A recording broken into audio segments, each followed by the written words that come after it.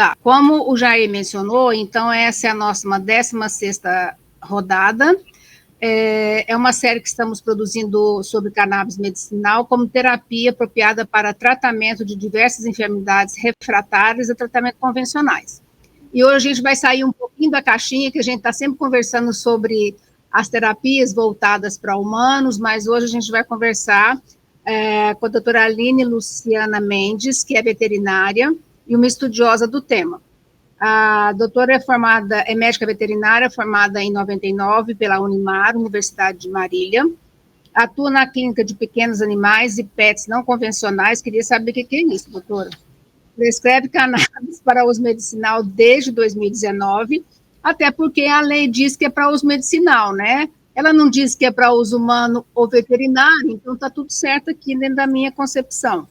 Coordenadora do CT de veterinária da SBEC, pós-graduada em cannabis pela Unileia, coordenadora e professora na pós-graduação do curso de Medicina Veterinária Canabinoide da Unileia, professora da pós-graduação em cannabis medicinal e práticas integrativas em pequenos animais e animais silvestres na medicina veterinária na FAMESP, pós-graduada em medicina canabinoide pela Inspirali, coautora do Tratado de Medicina Canabinoide, coordenadora do curso de Medicina Canabinoide do IBRA, professora do curso de Medicina Canabinoide do curso do curso VET-BR, palestrante do curso de prescrição da SBEC e também professora do curso de cannabis medicinal da UFESP. É do Padre Ticão esse, eu imagino.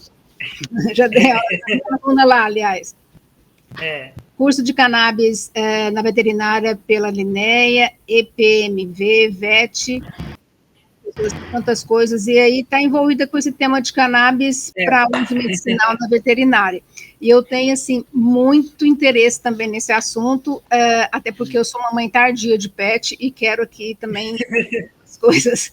Está aqui com a gente, e com problema de som, né, o Jair Calisto, que também é um dos inspiradores aqui dessa nossa iniciativa. Eu gosto de chamar de roda de conversa, porque mineiro gosta de conversar muito, então eu estou sempre pensando que a gente está aqui numa roda de amigos e batendo um papo, né? Eu sou Maria José Delgado Fagundes, né, advogada especialista em saúde pública, direito privado, bioética, healthcare compliance, e atualmente eu sou CEO e founder da MJB Fagundes, consultoria especializada em saúde. Vamos parar por aqui para a gente começar essa conversa, porque eu acho que ela é muito mais oportuna do que a gente ficar aqui falando um pouco das nossas, quem somos nós, né? Porque acho que no dia aí o Jair é um farmacêutico da área de farma das antigas, né, Jair? E bastante conhecido também. E eu acho que nós vamos entre amigos aqui, e eu acho que é isso, né? E eu acho que quem está nos assistindo também deve estar, assim, bastante... aliás, eles são resistentes, né? Porque esperou que a gente, no atraso, chegar no momento que a gente pudesse iniciar a... Doutora Aline, vamos começar falando, que eu acho que a conversa participa, a curiosidade primeira, ela existe, quer saber como que você chegou a isso profissionalmente, né? Como você se interessou, por que você foi para esse caminho? Já peço desculpa pelo meu dog alemão que está latindo lá na frente, acho que deve estar ecoando aqui, né? Apesar de eu ter fechado a casa inteira. Então, eu fiquei assim, na verdade, eu estudei em colégio adventista, né? E o que eu aprendi sobre a maconha é que ela era uma droga muito perigosa, né? Então, aquela coisa da mãe falar, olha, não anda com tal pessoa porque é maconheiro, é perigoso. Então, tudo isso ficou muito enraizado, né? Nas coisas em que eu aprendi. E daí eu vi num grupo de WhatsApp que ia ter na igreja de um padre um tema falando sobre o uso da cannabis para pets, né? E eu achei uma coisa, despertou minha curiosidade, né? E eu fui até Hermelino Matarazzo, eu moro em São Bernardo do Campo, no ABC, e Hermelino Matarazzo não é tão longe, mas devido ao horário, né, demorei bastante para chegar lá, e não me arrependi, porque foi ali que eu me apaixonei, né? Amor à primeira vista pela cannabis, né? Daí eu vi lá os relatos das mães falando sobre a melhora do quadro clínico dos seus filhos e outras pessoas falando, né? Eu falei, é isso que eu quero para a minha vida, é isso que eu quero para os meus pacientes. E foi ali que eu comecei, em 2019, né, na igreja do Padre Ticão, a conhecer um pouquinho mais sobre a cannabis e desconstruir o que me foi falado, né, a respeito da planta. Né? E eu fui descobrindo que ela é uma flor maravilhosa, cheirosa, eu tinha outra noção da planta em si, né? Mas foi assim que eu conheci. E aí você logo começou a utilizar, lá em 99 mesmo, lá desde o início da sua carreira. Então, a princípio eu fiquei bastante receosa, né? Porque o curso do Padre Ticão é um curso, ele dura mais ou menos uns 6 meses, mas é muito superficial na questão da medicina veterinária, né? Apesar que do sistema endocannabinoide, os canabinoides, a morfologia, enfim, é muito parecida com a parte humana, mas tem algumas diferenças, né? Em relação aos seres humanos e os animais.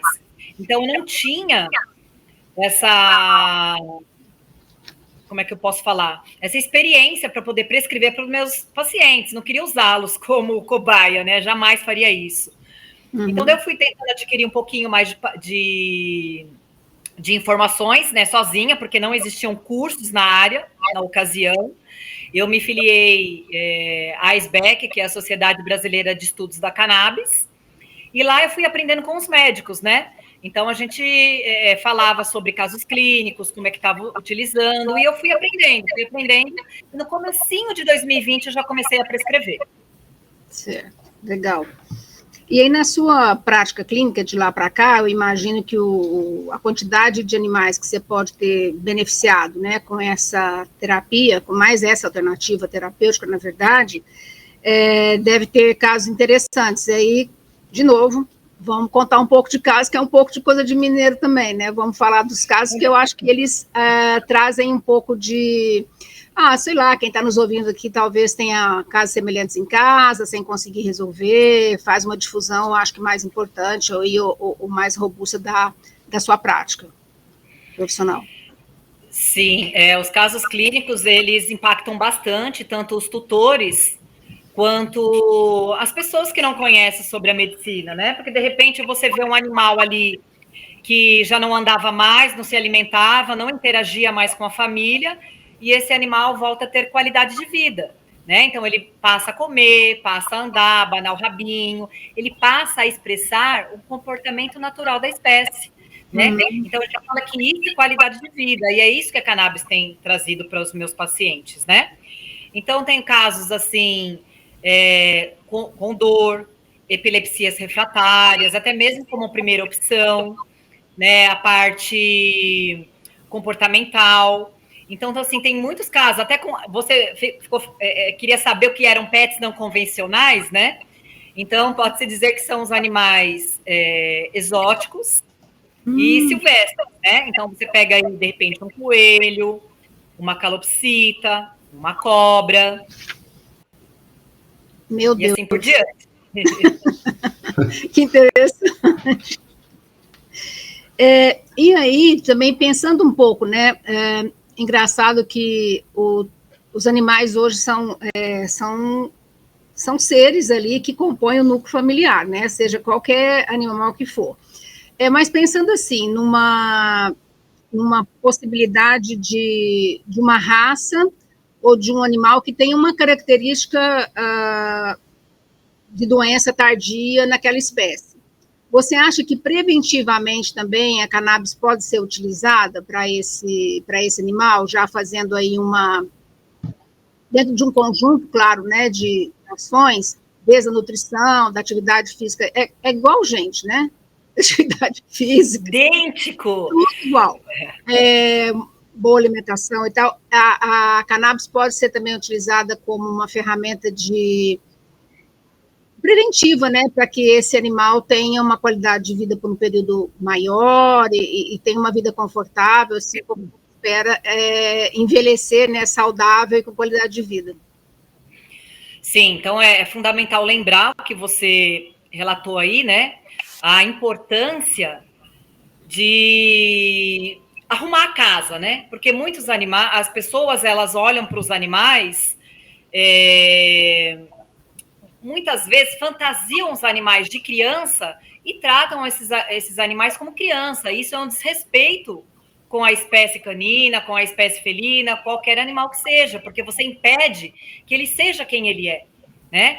Então o cachorro ele late, ele gosta de farejar, ele gosta de roer. Será que você proporciona isso para ele, né? Um animal que vive em matilha.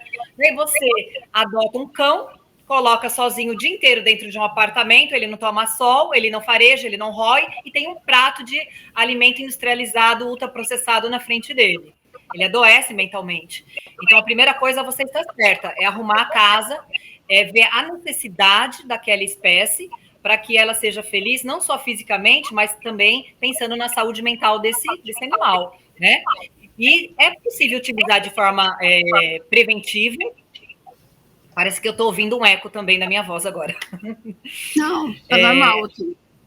Tá normal? Então tá bom. Tem um pequeno eco. Desculpa, Jair. Se você colocar o fone de ouvido, acho que some esse eco aí. Tá. Eu vou finalizar aqui, já eu coloco. Então, assim, pensando de forma preventiva, então, se você já conhece o histórico familiar daquele paciente, ou até mesmo uma doença que pode ser muito comum em determinada raça, ou nem isso. Qualquer animal que tem saúde, ele vai envelhecer, não é mesmo? Uhum. Nós, quando envelhecemos, eu falo nós porque somos animais também. A diferença é que fazemos contas, né? E então eu falo nós, né? Vamos envelhecer e o nosso sistema endocannabinoide ele vai apresentando uma deficiência, assim como o nosso sistema hormonal. Vê que a mulher entra na menopausa ou a menandropausa, existe também uma deficiência do sistema endocannabinoide, né? Quando esse animal ele não é tratado como deveria, então uma alimentação errada, não tomou sol, não se exercitou, e fora as doenças, como você citou. Isso vai desbalanceando o sistema endocannabinoide. Então, eu acredito que todo animal, quando ele já entra na idade senil, né, ele fica sujeito a ter problema osteoarticulares, doença cognitiva canina. Então, o fato de você já entrar com uma microdosagem, claro, arrumando toda a casa, do jeito que nós falamos antes, entrar com uma microdosagem pode ajudar muito no sistema endocannabinoide desse paciente, evitando alguns problemas futuros, como a demência, né, a doença cognitiva canina. Então, você pode já entrar com o tratamento preventivo para esses animais. E até mesmo paliativo, tá? Então, como a doutora Antília falou aí, né, qualidade de vida para muitos animais em fase terminal. Então, tem aqueles animais que são encaminhados para a eutanásia, animais que já não, que a medicina convencional não tem mais o que fazer por eles, a não ser indicar a eutanásia, que a eutanásia significa a morte sem dor, né? Então, esse animal é anestesiado e é feito um procedimento para que ele morra, né? De forma digna. Mas hoje nós temos a cannabis, né? Então, com a cannabis, nós conseguimos proporcionar o restinho de vida que esse animal tem, uma qualidade de vida, né? Sim. Então, por exemplo, aquilo que eu falei no começo, o animal já não interagia mais, não comia, não levantava. Então, não quer dizer que você vai curar aquela doença, um câncer, uma doença cognitiva, mas esse animal, se ele for viver uma semana, que ele tenha uma boa uma semana, né? Se for viver um mês, que ele tenha qualidade de vida nesse mês. É igual gente, né? De novo, qualidade de vida em qualquer fase, né? E qualquer condição clínica também que esse indivíduo tenha, né? Eu acho isso, assim, super interessante. Agora, doutora, todo lugar tem o tal da reclamação que o cachorro lambe a pata, tem umas coceiras, que parece que é de lei, né? Que o bicho tem que ter isso, mas a gente sabe que esse é um tratamento difícil, um tratamento complexo, e aí a cannabis também pode ajudar? Eu imagino que sim, né? Até porque ela faz aí uma modulação, mas isso também chega, porque a gente pensa na cannabis, talvez, para o animal, para as doenças mais convencionais também para humanos, né? e a gente não nem tem esses comportamentos. Então, como que é isso para esse tipo de situação que os animais vivem com muita frequência, né? Então, se você pega um animal que está lambendo muito a pata e já foi encaminhado para um colega onde foi feito diagnósticos de eliminação, por exemplo, deixa eu ver se ele não tem nenhuma feridinha na pata, uma dermatite, ver se ele não tem nenhuma dor, se não tem aquelas patinhas tortas de shih tzu, né? Uhum. Se ele não tem uma dor cervical, uma doença de pele, se ele não tem nada disso, a gente chega à conclusão que ele tem uma dermatite psicogênica, ou seja, a saúde mental desse animal está alterada, né? Alterada para o lado ruim. Sim. Então, esse animal está ocioso, ele está estressado, está ansioso. Eu duvido um animal que tem dermatite psicogênica for levado pelo seu tutor a fazer exercícios diariamente, não é uma vez por semana, diariamente, eu duvido ele voltar dar continuidade com esse problema da dermatite psicogênica.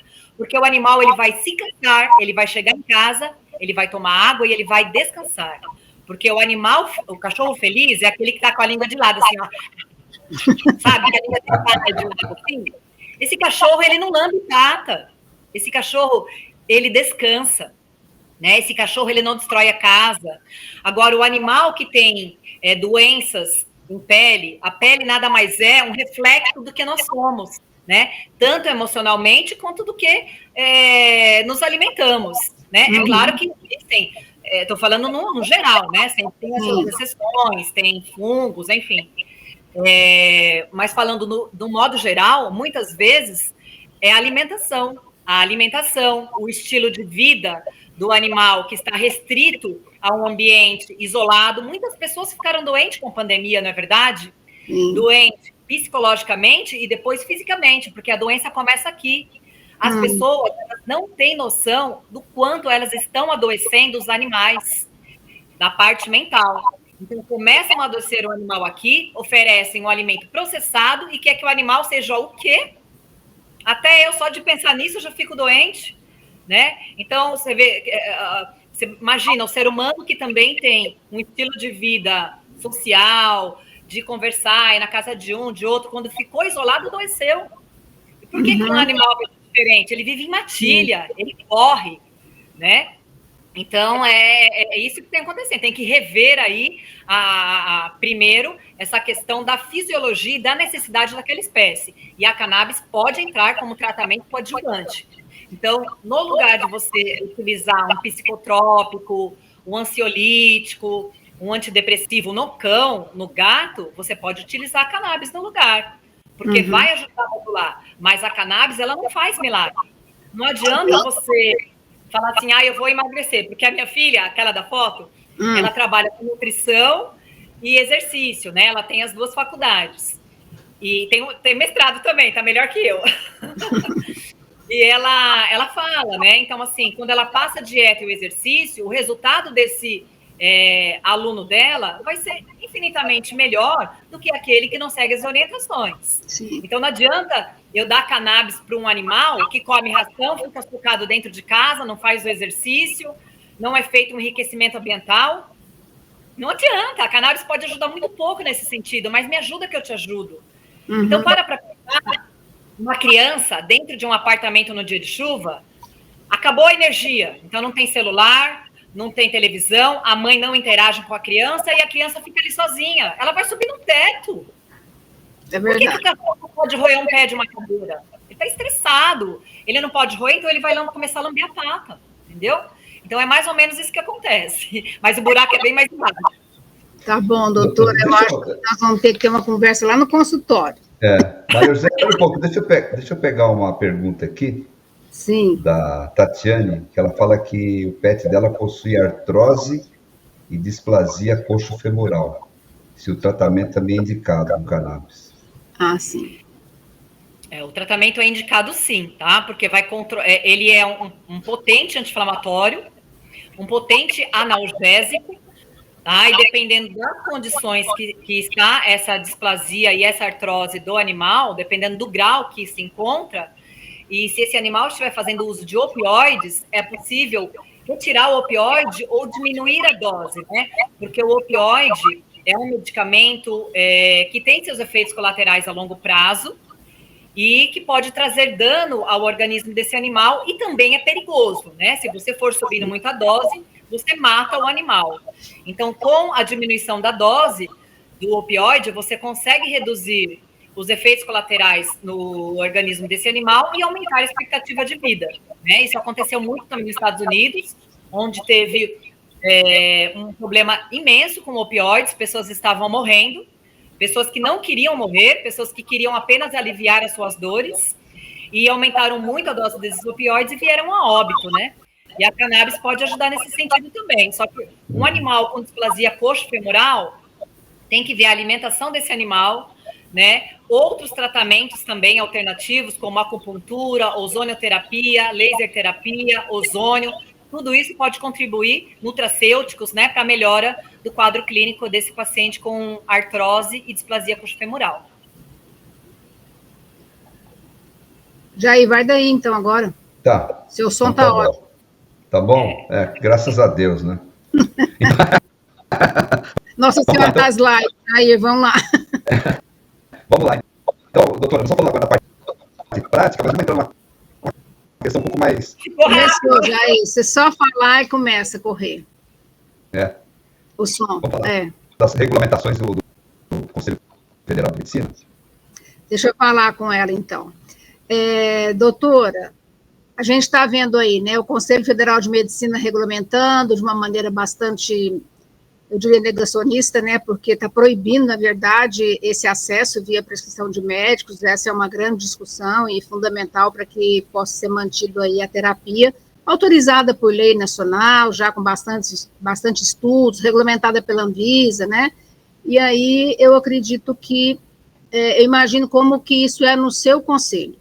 Se existe alguma regulamentação, quais são as orientações, né, para atuação profissional, dos profissionais com a cannabis medicinal, se você avalia que elas são adequadas, claro, né, se elas existirem, porque eu fico pensando assim na minha categoria profissional, né, de ter um engessamento da OAB, por exemplo, para qualquer prática daquilo que está previsto na legislação para que seja feita por um profissional advogado. Da mesma forma, para as outras profissões, isso é quase inadmissível, né? Isso é verdadeiramente inadmissível, né? Sim.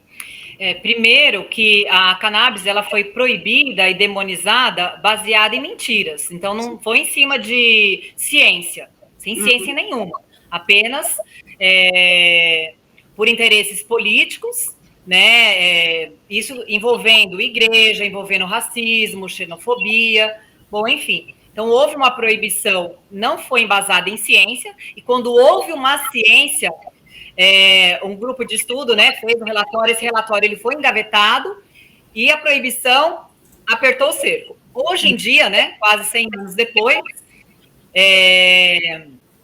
o governo atual, né, desse que já está saindo do poder, inclusive a Damares, ela lançou uma cartilha reforçando as mentiras do início do século passado, né? Baseado em mentiras e não baseado em ciência. Então, eu vejo assim que a medicina humana, juntamente com a Anvisa, já reconheceu que a cannabis é medicamento. Isso em 2016 já tínhamos maconha na farmácia, tá? No caso, o Mevatil, um medicamento proporcionalmente igual de THC e CBD, 1 para 1, né? Então, já existe isso.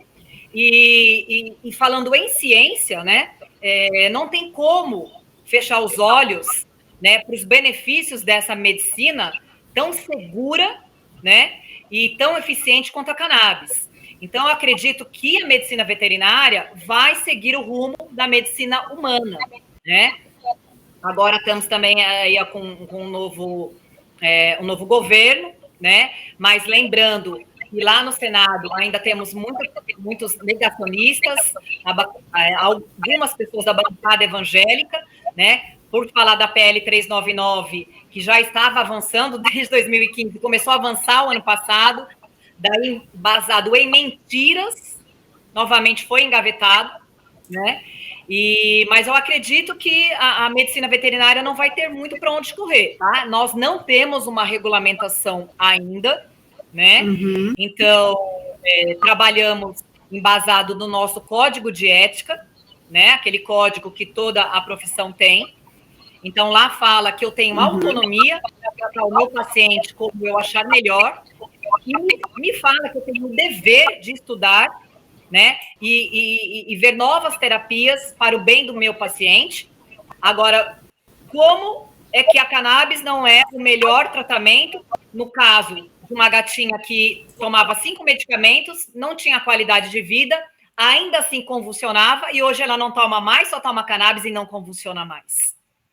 Não tem como falar. É um tratamento, isso aí está provado cientificamente, não é a Aline que está falando, né? Países de primeiro mundo, onde já existe a regulamentação da veterinária, já é usada há mais de 10 anos.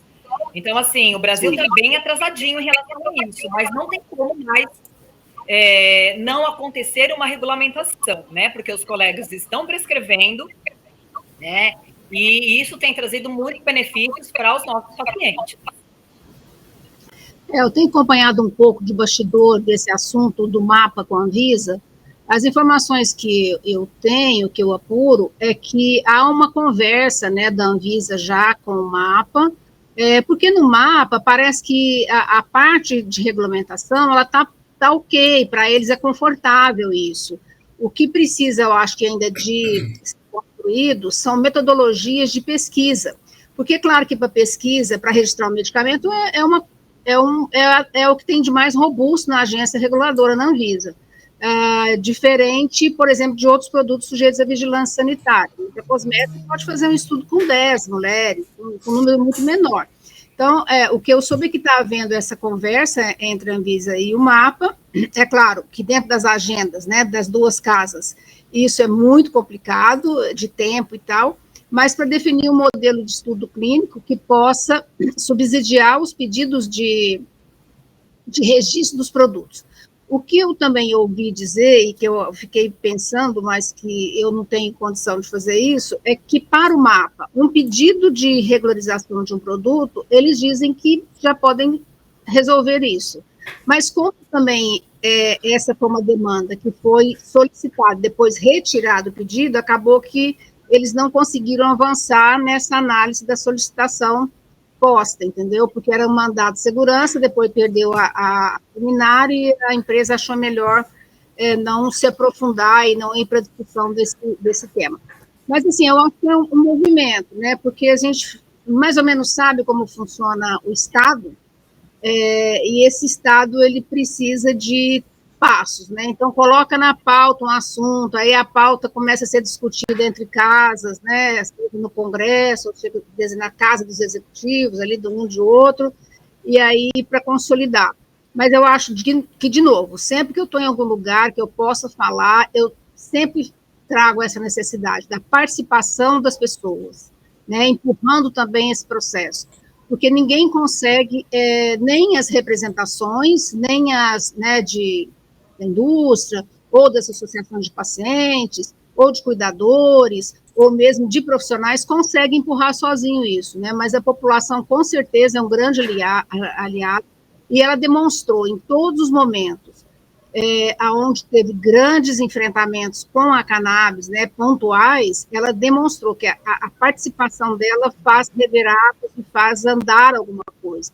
Então, o PL 399, eu sempre digo que falta ali a participação maciça, popular, em que pese o excelente trabalho que foi feito até agora, do ponto de vista técnico, né, de oitiva das pessoas, das representações, mas eu acho que precisa desse povo nosso bater na porta daquela casa e dizer, queremos também, no mapa, olha, isso também aqui é importante, demandar mesmo para ver como é que isso se repercute, né? Aí, como não está regulamentado no Conselho Federal de Medicina Veterinária, há alguma implementação de atividade de fiscalização no que se refere à prescrição de cannabis? E se existe alguma penalização? Como que isso também está no mundo da outra parte, né, das atividades dos conselhos de categoria, os processos de fiscalização e o que é decorrente naturalmente dele? Então, não existe uma fiscalização, Uhum. tá? Mas pode acontecer de algum colega, por algum motivo, denunciar quem prescreve, né? Daí pode alegar várias coisas. Porém, é aquilo que eu estava te falando, né? Existe o nosso código de ética e nós estamos agarrados ali a unhas e dentes. Mas se você parar para pensar na lei de drogas, mas a lei de drogas também, se você parar para pensar, foi feita para seres humanos. Nós estamos falando de animais. Então, a gente fica naquela corda bamba. E a penalização vai depender de quem vai te julgar. Porque se ele entender que eu estou fazendo um uso compassivo, se ele entender que eu estou prescrevendo uma medicação que a Anvisa já autorizou em 2016 que fossem utilizados para seres humanos, e que para ser utilizado em seres humanos foi testado em animais antes, assim como todos os remédios que estão na prateleira da farmácia, né? Então vai depender muito, eu falo do juiz ter dormido bem, né? Vai depender, porque as leis têm que ser interpretadas, né? Então depende de quem vai interpretar essa lei. Eu posso ser penalizada como traficante, só que eu posso ser não ser penalizada, né? Por quê? Eu utilizei de todas as alternativas da medicina convencional, não ajudou, pelo contrário, piorou o quadro daquele paciente por conta dos efeitos colaterais, sequelas irreversíveis, muitas vezes, tá? Para depois eu entrar com a cannabis. Então, quer dizer, vai me penalizar nesse sentido, sendo que eu consegui melhorar a qualidade de vida daquele paciente. E outra coisa, não é tão difícil o mapa, entre aspas, regulamentar a cannabis, porque eu uso nos meus pacientes Propofol, eu uso nos meus pacientes Tramadol, Dipirona, quimioterápicos, eu uso tudo que o ser humano, a maioria dos medicamentos controlados, utilizados em seres humanos, são utilizados em animais. Eu tenho um Mevatil lá na farmácia. Por que eu não posso prescrever um Mevatil para o meu paciente? Eu não prescreveria, não vou compactuar com a indústria farmacêutica. Isso aí pode ter certeza, porque R$ 2.800 é uma vergonha num país onde só 5% contém toda a riqueza do Brasil. Então, jamais eu compactuaria com isso, né? Temos outras opções, logicamente. Mas, falando em Anvisa e regulamentação, tá aí. O cenário é esse. A Anvisa já aprovou maconha desde 2016. Sim, e está com agora 25, me parece, autorizados, né? Com autorização sanitária. Não que todos estejam nas farmácias, 27. Tá veloz, né? Mas aí tem uma dificuldade para chegar na farmácia e o preço realmente é a grande discussão. Por outro lado, as vias de acesso também, a gente sabe que tem as associações de pacientes, tem as importados, então tem algumas oportunidades, né, de acordo com a real necessidade do animal, eu acredito, e da família, né, da opção do que não é cuidador, como é que chama, doutora? Tutor, pode ser cuidador, tutor, proprietário, eu sou a mãe, pai. Eu sou a mãe. Então, é a opção da mãe, né? Igual como você faz com o filho, como é que você vai cuidar da melhor forma possível. Então, outra coisa que, assim, eu acompanho algumas universidades, a formação acadêmica, né? O uso da cannabis também é super importante, assim como qualquer outra área do conhecimento, né? Para que a sociedade evolua.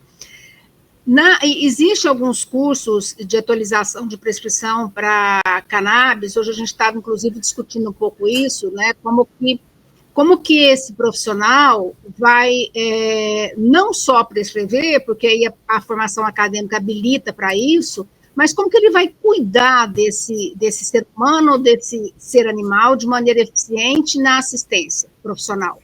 Como que o médico, o veterinário farão isso se não tiver isso na formação acadêmica, ou mesmo em alguma especialização, algum curso para, entre aspas, titular esse profissional, para que ele possa ser reconhecidamente, né, o especialista que sabe cuidar de maneira integral desse animal.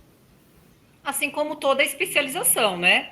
Então, eu não estou capacitada, de repente, para cuidar de um paciente que tem problema endócrino, né? Então, para isso tem endocrinologista e assim por diante. Né? Mas só voltando um pouquinho para eu fazer uma observação, Nós, veterinários, não podemos, de forma legal, prescrever um medicamento importado, tá? Porque ele passa pela Anvisa. E quem regulamenta a veterinária é o MAPA. Então, chega lá, você tem que colocar, né, o CPF, você tem que colocar o CID.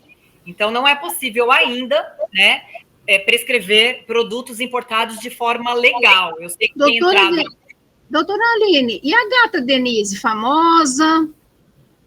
Sabe a gata? Então, ela teve uma autorização da Anvisa, isso está público, né?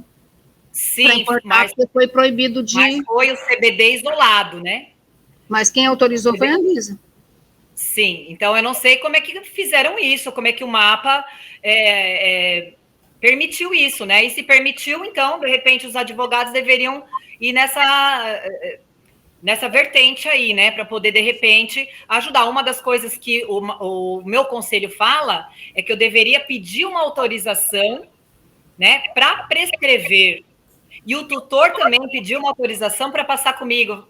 Não tem lógica, entendeu? Quer dizer, até fazer todo esse processo, o animal morreu. Tem animal que morre 25 dias depois, isso não tem lógica, fora o custo, né? O custo também ainda não é acessível.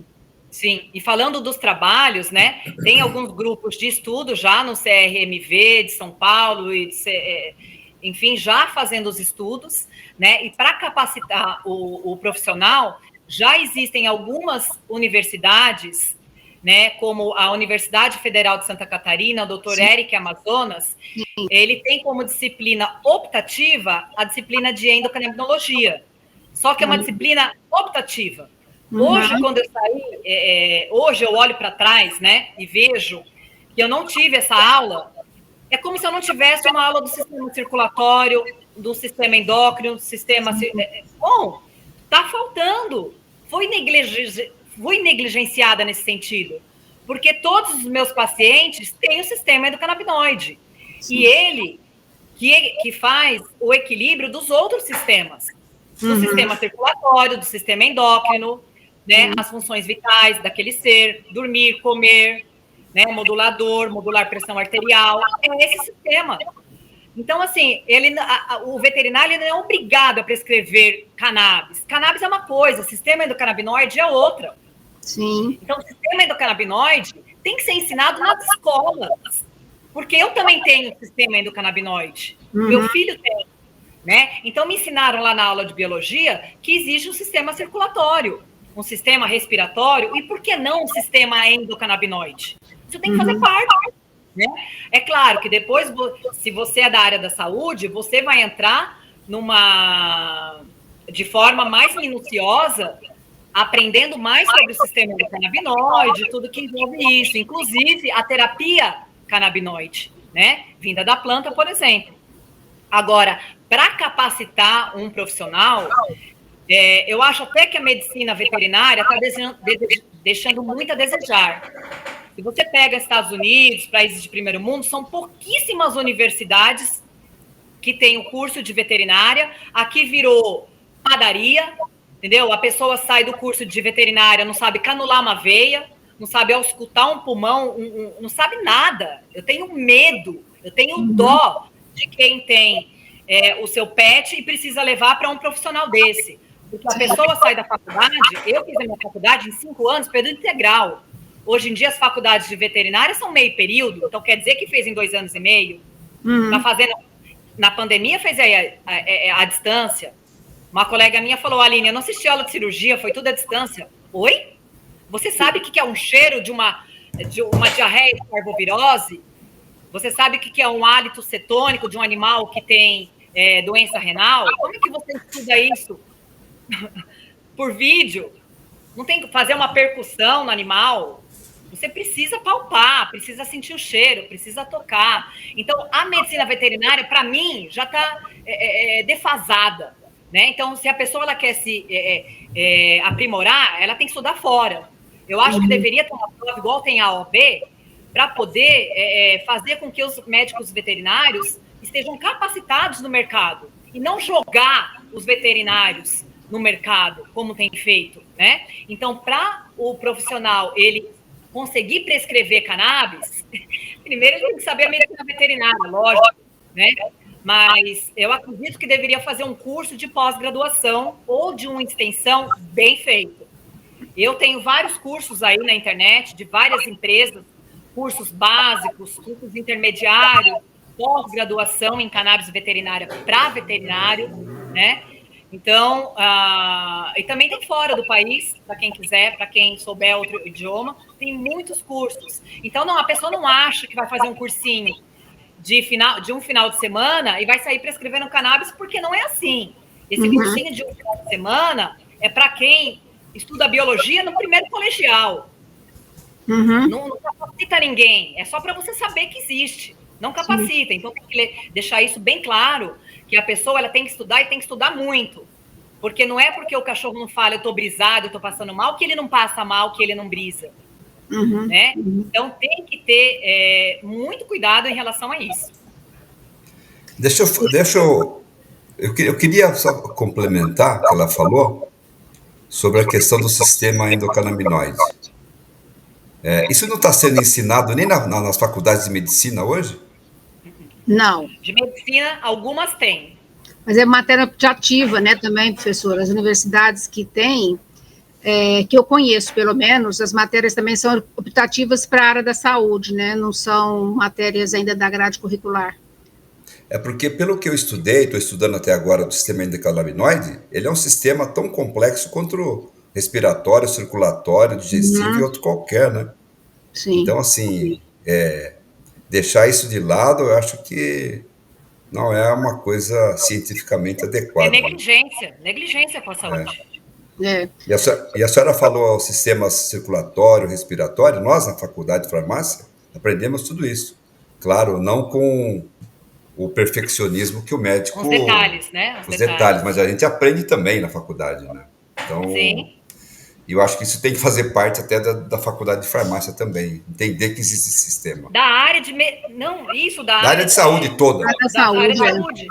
Mas aquele sistema endocannabinoide que é ensinado no curso do Padre Ticão, chave, fechadura, CB1, CB2, coisinha simples, isso aí tem que ir para o primeiro grau, segundo grau. Nível superior, a gente fala do sistema endocannabinoide expandido, dos vários receptores que existem, de interações medicamentosas, uma coisa mais detalhada, entendeu? Mas as crianças têm que saber que existe um sistema endocannabinoide dentro delas. Sim, mas eu acho que tem uma discussão, né, bastante importante em relação às formações acadêmicas da área da saúde, especialmente, que é o nosso alvo aqui.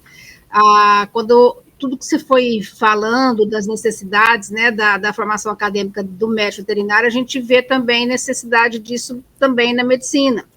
Né, as escolas de medicina expandiram de uma maneira que estava no mezanino de loja, então teve que ter lei para proibir de abrir escolas de medicina, porque a coisa estava ficando também, pelo seu descritivo, mais ou menos semelhante no cenário que você se encontra agora, e eu acredito que nas outras áreas da saúde, se a gente for conversar e fazer essa discussão, a gente vai encontrar a mesma arguição, né, o mesmo posicionamento da necessidade de ter profissionais melhor formados para poder realmente fazer melhor assistência ali do seu cliente, do seu paciente, né, daquele que ele se propõe a trabalhar e atender.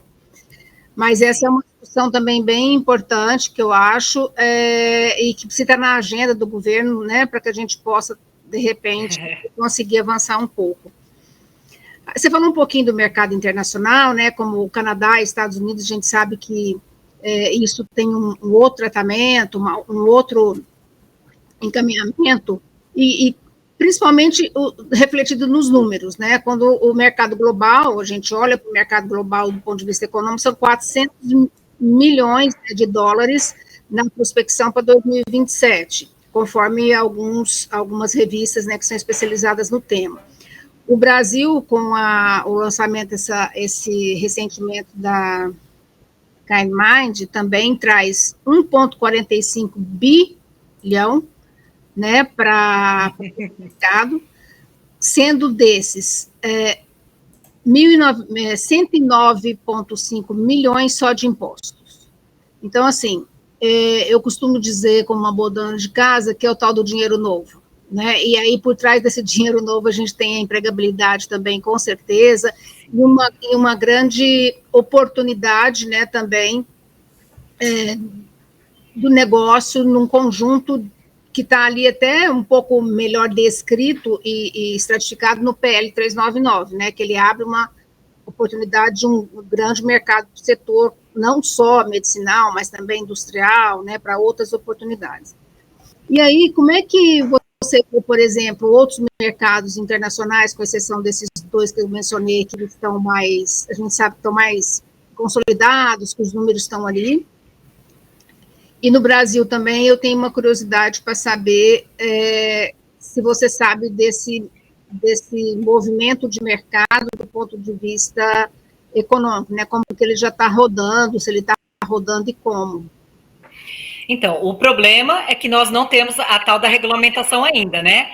Mas você pega em países aí onde já está tudo isso consolidado, então não é só a parte medicinal. Então tem a parte da estética, né? Onde é possível utilizar shampoos, mas para uso medicinal também. Tem ração para animal. Você pode utilizar as folhas e a semente para animais de produção, onde... como é que eu posso dizer o termo? O benefício é melhor, então as vacas dão mais leite, os touros ficam mais musculosos, a fertilidade é melhor, né? Além do que, tem a parte industrial, né? Então é possível fazer casas com cannabis, né? O bloco de hemp, tudo que é feito de plástico pode ser utilizado a cannabis para fazer, então não vai agredir o meio ambiente. Fraldas, máscaras, bronzeador, leite, azeite, tudo que você... carro, biocombustível, pode ser utilizado, né? Pode ser feito da cannabis. Então, eu vejo que aqui no Brasil, a gente está perdendo esse mercado. Poderíamos ter, como você falou, a questão dos impostos, oferecer emprego para a população, né?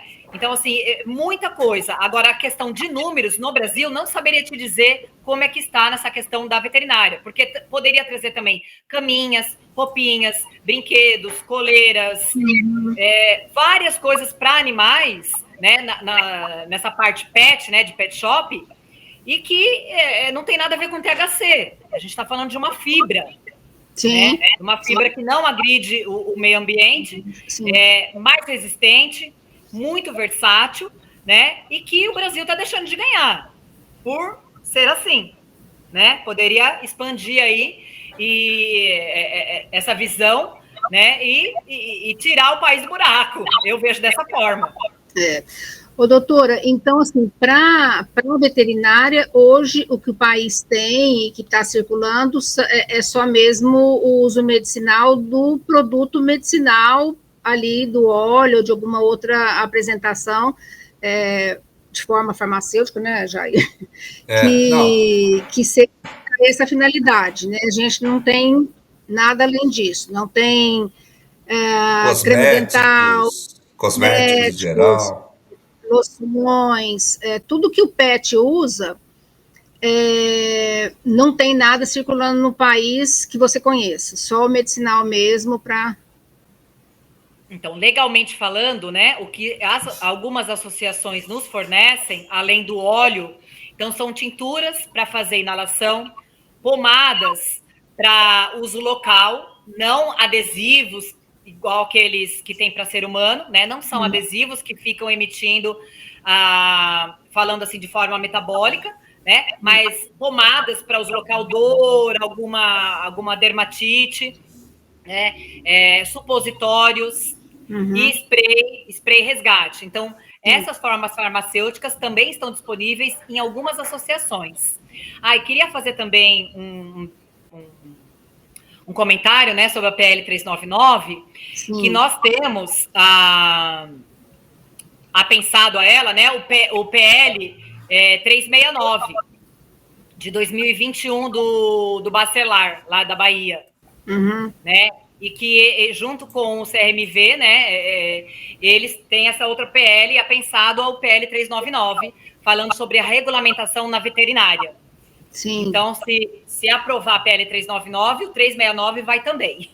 Sim, porque tem uma parte... Que eu ia falar, esqueci de falar. Tem uma parte de veterinário, né, lá no 399, que aí, com certeza, o PL de 2021 está alinhado, né, ali. Está alinhado, exatamente.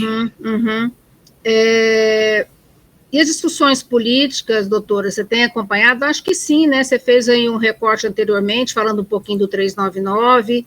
Se você acha que em 2023 tem alguma oportunidade para o PL, que também é uma pergunta que a gente sempre faz aqui, quando faz essas rodas de conversa. Então, temos que pensar que agora vai entrar um novo governo, né? Lembrando que ninguém falou que o Lula ia aprovar a regulamentação na veterinária, mesmo porque ele só dá a canetada final, isso tem que passar por alguns processos antes, né? E também eu acho que tem coisas, claro, pensando numa visão do Brasil, mais importantes do que a regulamentação na veterinária, né? Se bem que, se você parar para pensar, hoje em dia as famílias, elas são consideradas famílias multiespécies, né? Então, os cães são seres sencientes, né? De acordo com a lei que saiu lá em Curitiba, são seres que têm fome, têm sede, têm dor, medo, né? Então, são considerados seres sencientes. Muitas famílias têm se beneficiado com o uso da cannabis. Como é que é o nome, doutora? Desculpe, como é que é o nome que a senhora falou? Seres... Sencientes, eles conseguem sentir, eles não são uma coisa, né? Tá. Eles têm medo, até mesmo animais de abate, né? Então a vaca, ela sente medo na hora que ela vai morrer, ela tá sentindo o cheiro do outro morrendo. E assim também, e essas famílias hoje em dia, muitas famílias optaram por não ter filhos, né? Então tem famílias do mesmo sexo, homem com homem, mulher com mulher, que não querem adotar uma criança, mas adotaram um animal para fazer parte da família. Pessoas sozinhas, solteiros e solteiras, né? Até mesmo casais de sexos diferentes optaram por não ter crianças, mas têm o animal como membro da família, né? Então, isso tem trazido... o uso da cannabis traz para essas famílias benefícios também. Então, eu tenho famílias aí onde o marido dorme longe da esposa porque tem que dormir na sala com o cachorro que é epilético. Não pode sair para uma viagem porque o cachorro é epilético. E poderia, né, não ser dessa forma. Então, eu acredito que aquilo que você falou, a população, é por isso que eu dou aula na Marcha da Maconha, aula pública no meio da praça, né? Dou aula na Câmara de Mogi, no Padre Ticão, porque eu não quero falar de cannabis só para alunos de medicina veterinária, só para os meus colegas veterinários. Eu quero falar para a população. Eu quero que elas saibam do poder medicinal dessa planta. E são essas pessoas que vão conseguir que o PL também aprove, porque a pressão da população faz com que as coisas andem, né? Então, é aquilo que você falou. Então, não adianta só a Aline, só os veterinários bater lá na porta do mapa. A gente tem que trazer, a gente tem que se unir. Aquele bordão, né? Como é que é? Juntos somos mais fortes. É isso mesmo. Temos que nos unir, né? Então, eu vejo que em 2023 pode acontecer? Pode até acontecer porque as coisas estão acontecendo muito rápido. Mas não sei se seria a prioridade, né? Mesmo porque já existe uma regulamentação para os seres humanos. Sim. E você está falando com a sua experiência própria de prática clínica, né, doutora? Você não está falando porque você leu, porque você ouviu, né? Você está falando da sua prática diária. Centenas de pacientes, centenas. Exatamente. Doutora, e aí, assim, pensando de uma maneira mais a longo prazo, né?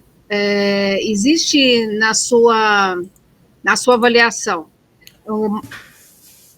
qual é a sua visão para esse mercado veterinário, se a gente considerar todos esses produtos que já estão aí rodando pelo mundo, eu acredito que aqui pelo Brasil também, né? Porque no fim do dia as pessoas viajam, trazem as coisas, e isso é natural e isso realmente acontece. Mas, assim, qual é a sua visão para daqui a um tempo para o mundo veterinário, à disposição, então, dessas outras alternativas, dessas outras linhas, né, de produtos para pet? Qual que é a sua... Talvez seu filho, né, para isso, como é que a gente... Sim, eu posso até resumir... O mercado. Dá para resumir em 2 palavras, né, eu posso resumir em qualidade de vida e longevidade, né? É isso que vai trazer para o mercado pet. Mas falando de tudo, né? Falando globalmente, é um mundo à parte, né? Então, são caminhas feitas de cânhamo, brinquedos feitos de cânhamo, tudo aquilo que a gente está falando, suplementos, a parte de estética e a medicinal. Sim. Sim, então nós temos que trabalhar muito também para que seja uma realidade aqui, uma vez que a gente quer viver bem por muito tempo, longevidade com qualidade de vida, mas a gente também quer os nossos companheiros pets, né? Porque os filhos crescem e vão embora, e esses pets não vão embora. Eles vão ficando com a gente e trazendo ali também, eu acredito, até para uma população de idoso, para onde o Brasil caminha, né?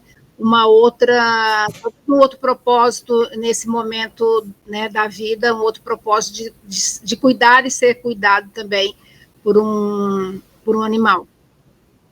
Doutora, eu queria agradecer muito, o tempo passa muito rápido, né? A gente quer conversar mais, mas felizmente nós estamos aqui nos momentos finais. Agradecer, ver quais são as suas considerações finais, né, Jair? E exatamente. Trazer aí o nosso encerramento aqui dessa roda de conversa, agradecer muito a sua disponibilidade e dizer da alegria de ouvi-la, né, porque pelos seus posicionamentos a gente vê o seu envolvimento mesmo, que é profundo, né, com a sua profissão, com a sua escolha profissional, e com as alternativas terapêuticas que você foi encontrando para melhor exercer a sua profissão, aquilo que você se comprometeu, né, de cuidar dos animais de uma maneira tão eficiente, tão capaz. Verdade. E Maria José, e não é só isso, né? É pelo conhecimento e pelo aprofundamento do estudo que ela tem, né? Sim, com certeza. Isso faz a diferença, né? Não é só a prática, né? É se envolver e estudar cada vez mais. Então, isso faz a diferença em relação a ter essa abrangência que a senhora demonstrou aqui para a gente hoje, doutora. Obrigada. Quer falar, Maria? Você abriu a boquinha para falar? Não, eu acho que deriva, né? Isso tudo, essa sua entrega, eu acho que deriva também do seu conhecimento. Eu acho que é isso, que a gente não consegue ser tão eficiente no que a gente se propõe a fazer se não tiver muito estudo, se não tiver muita leitura, se não tiver muita busca de conhecimento para fazer isso da melhor maneira possível, né? Então, eu acho que isso está dentro do seu compromisso, realmente, com a sua profissão, e eu acho, assim, que são profissionais, assim, que nós precisamos mesmo para ter segurança do cuidado, né, dos animais, que são tão importantes também. Sim, e finalizando a sua fala, né, com a cannabis é possível, eu também estou nessa pegada sua aí, os filhos foram embora, estou sozinha, agora também sou mãe de pet. Eu quero que eles vivam muito, porque eles não vão embora para se casar, mas eles vão embora para outro plano, né? Eles vivem muito pouco com a gente. E com a cannabis, a gente pode ter os nossos animais mais tempo perto da gente, com qualidade de vida. Sim. Essa é a proposta da cannabis. E, de repente, eu me entrego tanto, por quê? Porque eu vejo eu acredito naquilo que eu estou falando. Eu sempre quis ser veterinária, eu nunca quis fazer outra coisa na minha vida desde criança. Eu sempre quis ajudar os animais. E eu vejo que a cannabis é uma grande aliada nesse processo, né? Sim. Porque quando você fala de cannabis, você fala em mudar toda uma vida, né? O exercício, o sol. Então, assim, a minha consideração final é que a cannabis é uma planta extremamente segura, mais segura que uma dipirona, é extremamente segura, né? Extremamente eficaz. Não tem por que não utilizar se eu posso proporcionar qualidade e longevidade para os meus animais. E que eu vejo que o efeito colateral da cannabis é a qualidade de vida. Sim. Né? Então, fica aí intimamente ligada a cannabis, a qualidade de vida e a longevidade, né? Como minha consideração final. Obrigada, doutora. Obrigado, doutora. Muito importante a sua fala e principalmente essas últimas considerações. E vocês que estão nos assistindo, fiquem de olho na roda de conversa. Jair, será que ainda sai uma esse ano? mais uma, nós fechamos esse ano com várias rodas de conversa. Foram várias, né? A gente cumpriu a nossa estratégia aí desse ano, né, Maria José, de colocar. Com certeza. E para o ano que vem, estamos programando aqui umas coisas também bem interessantes para ouvir também outros profissionais, outros públicos, mantendo, né, aquele que está aqui, que vem para a nossa audiência também informado com outras oportunidades, né, que a cannabis, com certeza, vai trazer e vai se consolidar cada vez mais como uma planta que a sociedade precisa, né, e nós precisamos aqui de contar como que isso também está acontecendo. Sim, doutora. E é somente com a informação, né, porque a informação, o conhecimento, ele cai por terra a ignorância, o preconceito, e é só com informação que a gente vai conseguir derrubar tudo isso, esse grande tabu.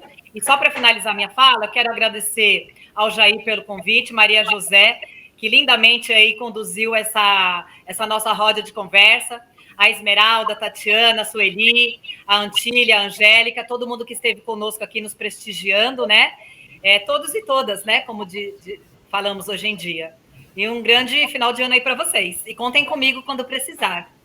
Com certeza, doutora. Com certeza. Muito obrigado, viu, pelos seus esclarecimentos. Foi ótimo. Boas festas, doutora, boas festas. Acho que é o dia que ia ser o fã-clube, né, doutora? Que todo mundo aqui... Está elogiando, né? Estão todos elogiando. Que legal, que legal. Bom, isso é um reconhecimento importante. Bom, então até a próxima. Bom. Fique de olho na nossa roda de conversa. E eu espero que esse mês ainda a gente vai publicar uma outra roda já que utilizávamos gravação antes, né, das lives, e aí a gente vai encerrar o ano com essa última publicação, mas eu agradeço aqui o tempo de todos. Muito obrigada e até a próxima. Obrigado, gente. Boa noite, viu? Tchau. Tchau.